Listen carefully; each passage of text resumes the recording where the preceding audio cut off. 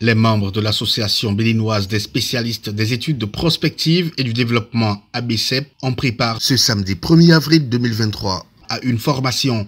L'atelier s'est tenu en présence de Télésphore Nounagnon à Fagnon, président de l'association.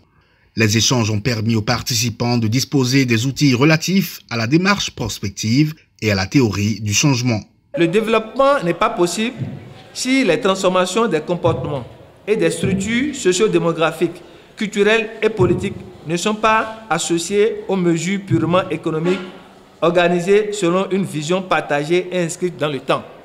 Donc, il ne suffit plus de faire de la programmation juste, mais c'est de voir loin, c'est de voir quelles sont les aspirations des peuples, qu'est-ce que les gens veulent, et de pouvoir élaborer donc la vision dans ce sens. Et ce que nous pouvons également retenir de cette conférence de Maastricht qui a donné le déclic et dans nos pays pour la réflexion prospective, c'est qu'il faut construire des politiques de développement sur le long terme, avec la capacité d'anticipation. Ça, c'est capital. Il faut anticiper sur les événements, sur les faits, pour ne pas être dans la réactivité. Et cela induit alors quoi?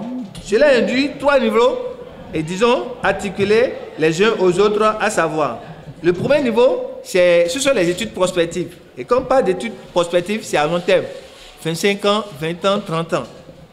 Ou bien le second niveau, c'est la planification qui est à moyen terme. Et le troisième niveau, ce sont les programmations, les programmes d'investissement et triennaux glissants. Cependant, il existe un lien entre la prospective et la théorie du changement. On a découvert que les premières méthodes comme celle de cadre logique et de la gare comportent des insuffisances que la méthode de la théorie du changement vient résoudre.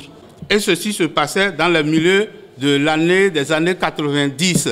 Voilà, c'est comme ça que la théorie du changement est née. Ce que nous ne maîtrisons pas le plus en tant qu'humains, c'est le futur. Parce que ce futur nous présente beaucoup d'incertitudes.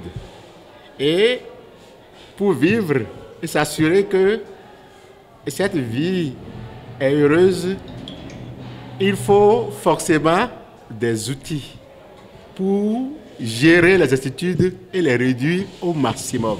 C'est comme ça que mieux que les approches analytiques, les approches linéaires, on a pensé dans un mécanisme plus systémique à la démarche prospective et aux théories du changement. Mais quel est le lien? Pour établir le lien, j'ai convoqué 3 axes et qui sont l'axe, n'est-ce pas, de la réflexion, l'axe du raisonnement et l'axe des interactions. En matière de réflexion, ce n'est pas que la discipline prospective qui doit nous aider à réfléchir sur le passé, mais chacun de nous doit avoir une posture pour réfléchir sur son futur. L'association entend organiser régulièrement ces ateliers de renforcement.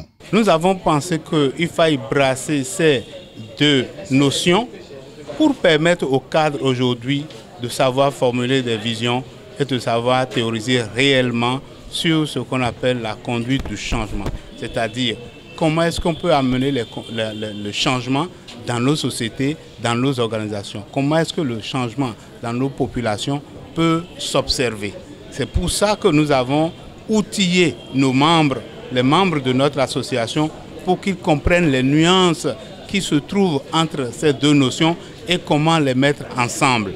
C'est ça, c'est la façon, la capacité d'associer, de comprendre ces 2 notions pour pouvoir les utiliser dans les travaux de consultation, dans les travaux de recherche que nous avons pu initier une telle activité ce matin.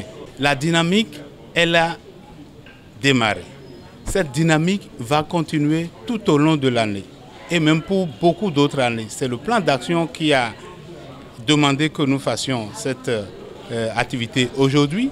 Il y a beaucoup d'autres actions qui sont dans le plan d'action que nous devrons absolument exécuter. Un vrai renforcement de capacité pour les participants. Leurs questions et autres apports ont enrichi l'atelier.